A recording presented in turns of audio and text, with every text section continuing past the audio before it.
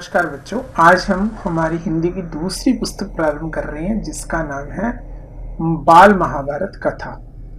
महाभारत कथा है जो मूल ग्रंथ है जिसका नाम है महाभारत। ये संस्कृत में लिखा हुआ ग्रंथ है और इसके लेखक है महर्षि वेद व्यास। इस पर आधारित हमारी ये पुस्तक है, पाठ्य पुस्तक, जिसका नाम है बाल महाभारत कथा। इस कथा के लेखक, इस पुस्तक के लेखक हैं चक्रवर्ती राजगोपालाचार्य। लेखक परिचय जो किताब के लास्ट पेज पे दिया वहां से पढ़ सकते हैं आप। देखिए, स्वाधीन भारत के प्रथम गवर्नर जनरल रहे चक्रवर्ती राजगोपालाचार्य राजाजी के नाम से अधिक जाने जाते हैं। राजाजी का जन्म 8 सितंबर 1878 को तमिलनाडु जिले के सेलम में होसूर के पास थोरापल्ली गांव में हुआ था। शिक्षा और पेशे से वकील राजाजी की मुलाकात गांधी जी से 1919 में हुई और गांधी जी के प्रभाव में आकर वे असहयोग आंदोलन 1920 में शामिल हो गए। शीघ्र ही राजाजी की गिनती स्वाधीनता संग्राम के दिग्गज नेताओं में होने लगी। तमिलनाडु के इस मेधावी वकील को महात्मा गांधी का उत्तराधिकारी भी कहा जाने लगा था। 1937 में राजाजी को मद्रास प्रेसिडेंसी का प्रधानमंत्री बनाया गया। आगे चलकर जब 1946 में पहली अंतरिम सरकार बनी, उसमें भी वे शामिल थे। 1948 में वे देश के पहले भारतीय गवर्नर जनरल बनाए गए। उनकी सेवाओं के लिए उन्हें 1954 में भारत रत्न की उपाधि दी गई। राजाजी बहुमुखी प्रतिभा के व्यक्ति थे। उन्होंने तमिल और अंग्रेजी दोनों भाषाओं में समान उत्कृष्टता से लिखा। विशेषकर महाकाव्यों और पुराणों पर आधारित उनकी कथाएं बहुत लोकप्रिय हुई। उनकी प्रसिद्ध पुस्तकें रामायण और महाभारत कथा तमिल के साथ साथ अंग्रेजी में भी प्रकाशित हुई हैं। महाभारत कथा का अंग्रेजी से हिंदी में अनुवाद श्री पूजनीय सोम सुंदरम ने किया है। महाभारत कथा का संक्षिप्त रूप है बाल महाभारत कथा। तो जो कथा उन्होंने महाभारत कथा के नाम से मूल महाभारत वाल्मीकि की राम वेद व्यास की जो महाभारत थी उसके ऊपर जो आधारित थी, उसको आधार बना के उन्होंने लिखी थी महाभारत कथा और उसी का संक्षिप्त रूप है ये। आप बच्चों के लिए छोटा बनाया गया रूप है जिसका नाम है बाल महाभारत कथा। अब हम देखते हैं कथा के शुरू में कथा के का संक्षिप्त रूप दिया गया, उसको पढ़ लेते हैं। ये संक्षिप्त ही हम पूरी कथा के रूप में इसको आगे पाठों के रूप में पढ़ते जाएंगे। तो महाभारत कथा क्या है? महाभारत की कथा महर्षि पराशर के कीर्तिमान पुत्र वेद व्यास की देन है। व्यास जी ने महाभारत की यह कथा सबसे पहले अपने पुत्र शुकदेव को कंठस्थ कराई थी और बाद में अपने दूसरे शिष्यों को। मानव जाति में महाभारत की कथा का प्रसार महर्षि वैशंपायन के द्वारा हुआ। वैशंपायन व्यास जी के प्रमुख शिष्य थे। ऐसा माना जाता है कि महाराज परीक्षित के पुत्र जन्मेजय ने एक बड़ा यज्ञ किया। इस महायज्ञ में सुप्रसिद्ध पौराणिक सूत जी भी मौजूद थे। सूत जी ने समस्त ऋषियों की एक सभा बुलाई। महर्षि शौनक इस सभा के अध्यक्ष हुए। तो ये महर्षि पराशर के कीर्तिमान पुत्र वेद व्यास की देन है, यानी कि महर्षि जो वेद व्यास हैं के पिता का नाम है पराशर। तो उनके गुरु भी थे, पिता भी थे। तो इस तरह से ये कथा हम पढ़ते हैं आगे। और सूत जी ने ऋषियों की सभा में महाभारत की कथा प्रारंभ की कि महाराज शांतनु के बाद उनके पुत्र चित्रांगद हस्तिनापुर की गद्दी पर बैठे। उनकी अकाल मृत्यु हो जाने पर उनके भाई विचित्रवीर्य राजा हुए। उनके 2 पुत्र हुए, धृतराष्ट्र और पांडु। बड़े बेटे धृतराष्ट्र जन्म से ही अंधे थे, इसलिए उस समय की नीति के अनुसार पांडु को गद्दी पर बैठाया गया। तो ये कथा शुरू होती है यज्ञ में। याद रखना इसको, आगे हम कथा के बीच में ये चीजें हमें रिवाइज करनी होगी, आपको बतानी होगी। तो शांतनु एक राजा हुए हैं और उनके बाद उनका बेटा चित्रांगद हस्तिनापुर की गद्दी पे बैठा है। उनकी अकाल मृत्यु हो गई है। तो उनके छोटे भाई विचित्रवीर्य राजा हुए, जिसके 2 बेटे हुए, धृतराष्ट्र और पांडु। धृतराष्ट्र जन्म से अंधे थे, ये आप जानते होंगे, बहुत आपने कथा है, बहुत बच्चों ने ये कथा महाभारत सीरियल के रूप में भी देखी है, वैसे भी आप जानते हैं इसे। तो धृतराष्ट्र जन्म से अंधे थे और उस नीति के अनुसार पांडु को गद्दी पर बैठाया गया। पांडु ने कई वर्षों तक राज्य किया। उनकी दो रानियां थी, कुंती और माद्री। कुछ समय राज्य करने के बाद पांडु अपने किसी अपराध के प्रायश्चित के लिए तपस्या करने जंगल में गए। उनकी दोनों रानियां भी उनके साथ ही गई। वनवास के समय कुंती और माद्री ने 5 पांडवों को जन्म दिया। कुछ समय बाद पांडु की मृत्यु हो गई। 5 अनाथ बच्चों का वन के ऋषि मुनियों ने पालन पोषण किया और पढ़ाया लिखाया।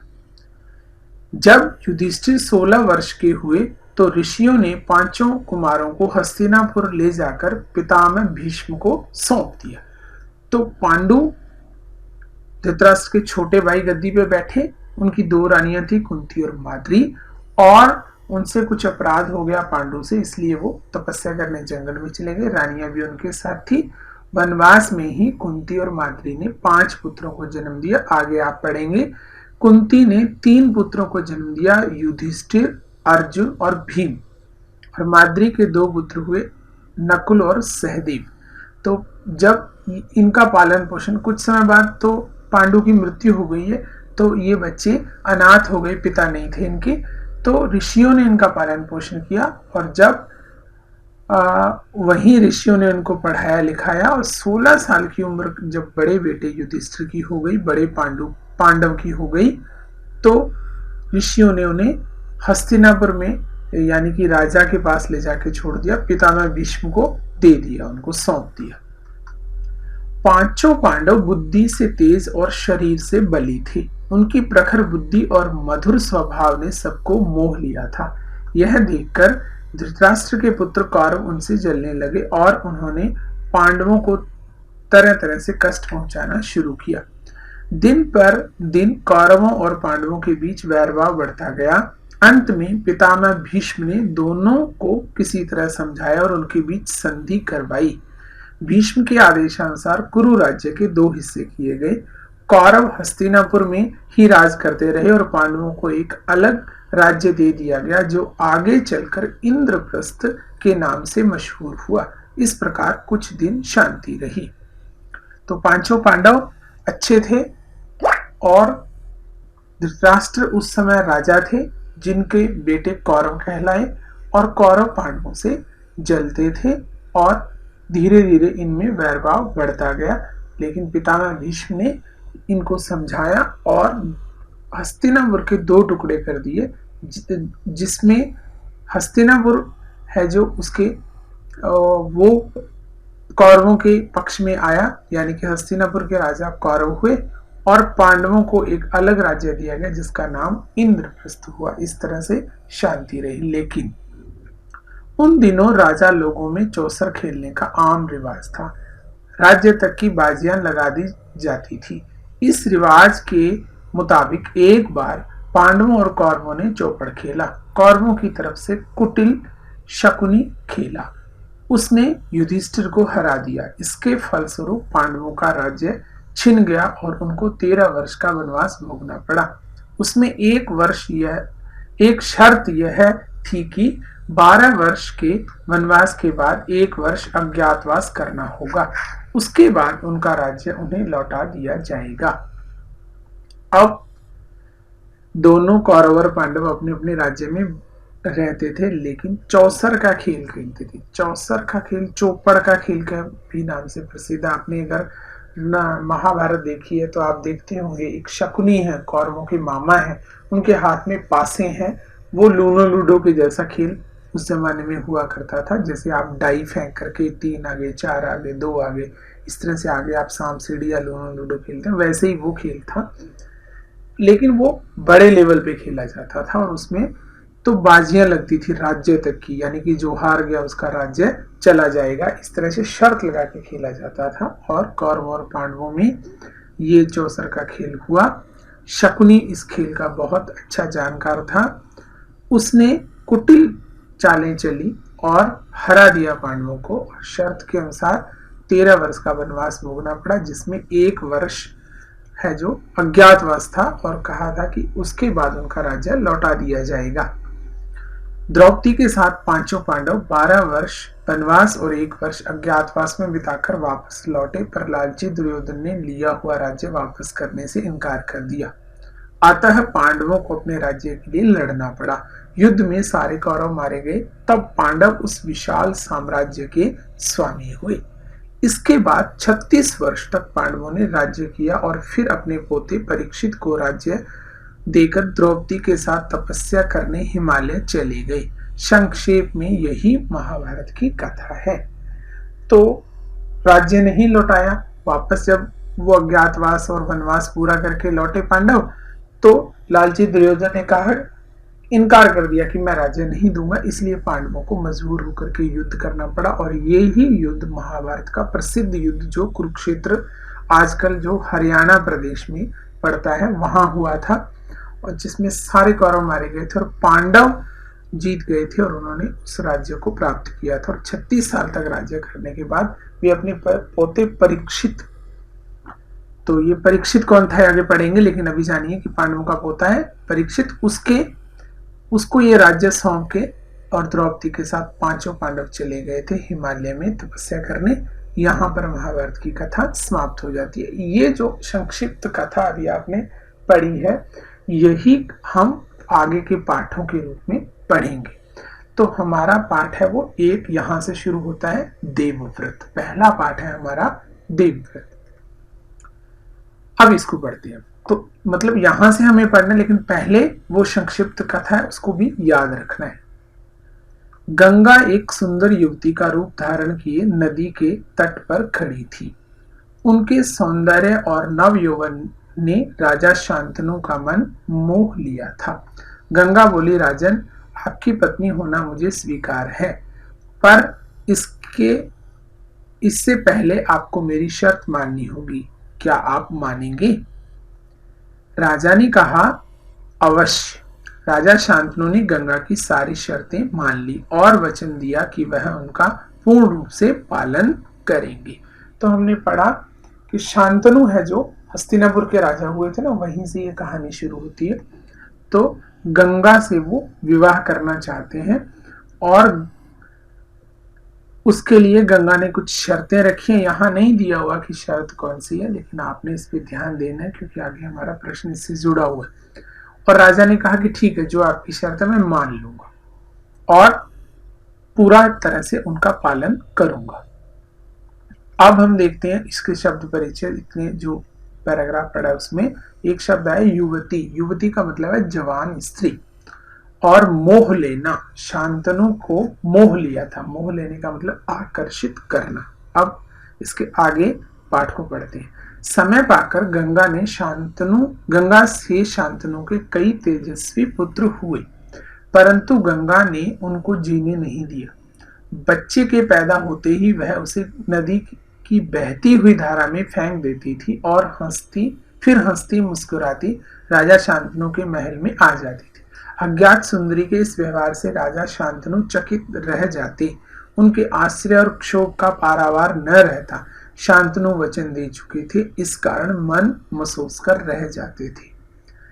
तो इस तरह से गंगा से विवाह हुआ शांतनु का और कई पुत्र हुए, लेकिन वो उनको जीने नहीं देती थी, नदी में बहा देती थी और हंसती मुस्कुराती महल में वापस आ जाती थी। तो इस तरह से गंगा के इस व्यवहार से राजा बहुत आश्चर्यचकित थे, बहुत गुस्सा भी आता था, लेकिन शांतनु वचन दे चुके थे इसलिए मन महसूस कर रह जाते थे। अब क्या वचन दिया होगा आप सोच सकते हैं कि वो जो भी कुछ करेगी गंगा, राजा उसे रोकेंगे नहीं, ये वचन दिया होगा। अब इसके जो शब्द हैं देखते हैं नए शब्द। अज्ञात, अज्ञात का मतलब जिसके बारे में पता न हो। अज्ञात सुंदरी, वो कौन है? अज्ञात है, पता नहीं है कौन है। क्षोभ का मतलब है गुस्सा और पारावार का मतलब है सीमा। तो राजा के शांतनु के गुस्से की सीमा नहीं रहती थी जब वो इस तरह से देखते कि हर बेटे को वो नदी की बहती धार में बहा देती है। आगे पढ़ेंगे। तो राजा मन महसूस कर रह जाते थे, यानी कि मन ही मन दुखी होकर रह जाते थे। 7 बच्चों को गंगा ने इसी भांति नदी की धारा में बहा दिया। 8वां बच्चा पैदा हुआ। गंगा उसे भी लेकर नदी की तरफ जाने लगी तो शांतनु से न रहा गया। बोले, मां होकर आपने अपने नादान बच्चों को अकारण ही क्यों मार दिया करती हो? यह घृणित व्यवहार तुम्हें शोभा नहीं देता। राजा की बात सुनकर गंगा मन ही मन मुस्कुराई, परंतु क्रोध का अभिनय करती हुई बोली, राजन, क्या आप अपना वचन भूल गए हैं? मालूम होता है आपको पुत्रों से ही मतलब है, मुझसे नहीं। आपको मेरी क्या परवाह है? ठीक है, पर शर्त के अनुसार मैं अब नहीं ठहर सकती। हाँ, आपके इस पुत्र को मैं नदी में नहीं फेंकूंगी। इस अंतिम बालक को मैं कुछ दिन पालूंगी और फिर पुरस्कार के रूप में आपको सौंप दूंगी। इस तरह से 7 बच्चों को जब बहा दिया, 8वें बच्चे को बहाने गई नदी में, तो राजा ने रोक लिया उसको कि ये क्यों करती हो आप ऐसा, है ना, ये व्यवहार क्यों है तुम्हारा, अच्छा नहीं है ये व्यवहार। तो गंगा है वो मुस्कुराई है मन ही मन, लेकिन क्रोध का अभिनय किया है, नाटक किया है और राजा को कहा है कि राजा, आप तो अपना वचन भूल गए, तो इसलिए आपको पुत्र से ही मतलब है, मुझसे नहीं है। ठीक है, शर्त थी तो उसके अनुसार अब मैं नहीं ठहर सकती कि आप मुझे रोकेंगे तो मैं यहाँ नहीं रहूंगी। शर्त ये भी थी कि एक तो जो भी कुछ गंगा करेगी राजा शांतनु उसको रोकेंगे नहीं, अगर वो रोकेंगे तो वो वहां नहीं रुकेगी, राजा को छोड़ के चली जाएगी। तो और ये भी कहा कि मैं नहीं फेंकूंगी इस बच्चे को, 8वें पुत्र को, इसको मैं आपको परिणाम पुरस्कार के रूप में आपको दे दूंगी कुछ दिन पालने के बाद। देखते हैं मुश्किल शब्द। एक शब्द है नादान। नादान का मतलब है ना समझ, घृणित। तुम्हारा यह घृणित व्यवहार तुम्हें शोभा नहीं देता। राजा ने कहा था ना, घृणित का मतलब है घृणा के योग्य। और अभिनय, ये तो हमने दादी माँ वाले पाठ में पढ़ा था, अभिनय का मतलब है नाटक। परवाह, परवाह का मतलब है चिंता। आगे देखते हैं। यह कहकर गंगा बच्चे को साथ लेकर चली गई। यही बच्चा आगे चलकर भीष्म पितामह के नाम से विख्यात हुआ। तो हमने पढ़ा था शुरू में कि महाभारत कथा वाला जो पाठ संक्षेप वाला, तो उसमें था ना कि वो ऋषि मुनि है, वो सारे पांडवों को किसके पास सौंप देते हैं? भीष्म पितामह के पास। तो ये भीष्म पितामह ये है। आगे इनकी कहानी भी पढ़ेंगे, लेकिन आगे की कहानी और पढ़िए। गंगा के चले जाने से राजा शांतनु का मन विरक्त हो गया। उन्होंने भोग विलास से जी हटा लिया और राजकाज में मन लगाने लगे। एक दिन राजा शिकार खेलते खेलते गंगा के तट पर चले गए तो देखा किनारे पर खड़ा एक सुंदर और गठीला युवक गंगा की बहती हुई धार पर बाण चला रहा था। बाणों की बौछार से गंगा की प्रचंड धारा एकदम रुकी हुई थी। यह दृश्य देखकर शांतनु दंग रह गए। तो अब इसके मुश्किल शब्द देखिए। एक शब्द है विख्यात। विख्यात का मतलब प्रसिद्ध। तो प्रसिद्ध कौन हुए? भीष्म पितामह के नाम से वो जो गंगा का पुत्र था वो प्रसिद्ध हुआ। उसके बाद है युवक। तो वो युवक को राजा ने देखा ना, युवक का मतलब है जवान पुरुष। पहले हमने पढ़ा था युवती, जवान स्त्री, और ये है युवक, जवान पुरुष। प्रचंड का मतलब तेज, तो गंगा की प्रचंड धार है ना, तो इसका मतलब तेज। और दंग रह जाना मुहावरा है जिसका मतलब है हैरान हो जाना। तो एक युवक है वो बाण चला करके गंगा को रोक रहा है, गंगा की बहती हुई धार को, नदी को रोक दिया उसने। यह देख के राजा हैरान हो गया। आगे पढ़ते हैं। इतने में ही राजा के सामने स्वयं गंगा आकर उपस्थित हो गई। गंगा ने युवक को अपने पास बुलाया और राजा से बोली, राजन, पहचाना मुझे और इस युवक को? यही आपका और मेरा 8वां पुत्र देवव्रत है। महर्षि वशिष्ठ ने इसे शिक्षा दी है। शास्त्र ज्ञान में शुक्राचार्य और रण कौशल में परशुराम इसका मुकाबला कर सकते हैं। यह जितना कुशल योद्धा है उतना ही चतुर राजनीतिज्ञ भी है। आपका पुत्र मैं आपको सौंप रही हूँ। अब ले जाइए इसे अपने साथ। गंगा ने देवव्रत का माथा चूमा और आशीर्वाद देकर राजा के साथ उसे विदा कर दिया। तो इस तरह से गंगा है जो वो सामने आकर के और युवक का परिचय देती है कि यह युवक है जो कौन है? आपका और मेरा आठवां पुत्र देवव्रत है, यानी कि शांतनु और गंगा का आठवां पुत्र देवव्रत है ना। और उसकी विशेषता बताती है कि वशिष्ठ, जो महर्षि वशिष्ठ हुए उनसे शिक्षा प्राप्त की है इसने, और शास्त्र जो ज्ञान है वो शुक्राचार्य, और रण कौशल में परशुराम इसका मुकाबला कर सकते हैं, यानी कि इतना ये शास्त्र ज्ञान रखता है कि शुक्राचार्य इसका मुकाबला कर सकते हैं, और परशुराम ही रण कौशल में, रण कौशल का मतलब है युद्ध कला में, परशुराम इसका मुकाबला कर सकते हैं, यानी कि ये बहुत वीर और बुद्धिमान है, और इस कुशल राजनीतिज्ञ भी है ना। ये उसकी विशेषताएं बता रही है। तो आप देखते हैं शब्द रण कौशल का मतलब है युद्ध कला, राजनीतिज्ञ, राजनीति का जानकार। अब हम देखते हैं, तो ये इस तरह से गंगा है वो अपने पुत्र को सौंप के चली जाती है। तो अब हम देखते हैं, इस पाठ को पढ़ने के बाद आपने गृह कार्य करना है। देखिए कुछ प्रश्न होते हैं जो किताब के पीछे, जैसे आपने देखा राम कथा में भी किताब के पीछे प्रश्न थे, तो उसके प्रश्नों को हम कहेंगे पाठ्य पुस्तक से अभ्यास का। पहला ही प्रश्न ये है, गंगा ने शांतनु से कहा, राजन क्या आप अपना वचन भूल गए हैं? तुम्हारे विचार से शांतनु ने गंगा को क्या वचन दिया होगा? याद कीजिए, मैंने आपको बताया था। तो क्या वचन दिया होगा ये आपने कल्पना करनी है, क्योंकि किताब में पाठ में तो नहीं दिया होगा, आपने सोचना है क्या वचन है दिया होगा। तो वचन यही दिया होगा कि गंगा जो कुछ भी करेगी शांतनु उसको रोकेंगे नहीं, और यदि रोकेंगे तो वह उसे छोड़ के चली जाएगी। सोचना और लिखना।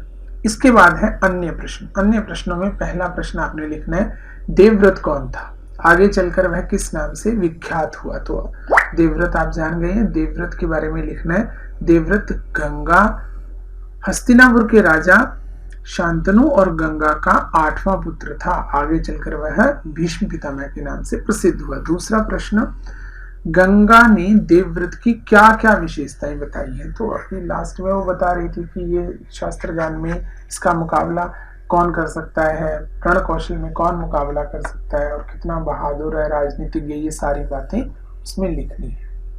और तीसरा प्रश्न है शब्द परिचय। तो पाठ को पढ़ते समय कुछ नए शब्द मैंने आपको बताए थे, वो एक जगह लिख लेने। इस तरह से ये हमारा पहला पाठ है। इसको आपको मैं PDF शेयर करूंगा इस पाठ का, उसको पढ़ करके इन प्रश्नों के उत्तर लिख लेने हैं, और आगे फिर हम दूसरा पाठ जल्द ही पढ़ेंगे। तब तक के लिए आप सबका बहुत बहुत धन्यवाद।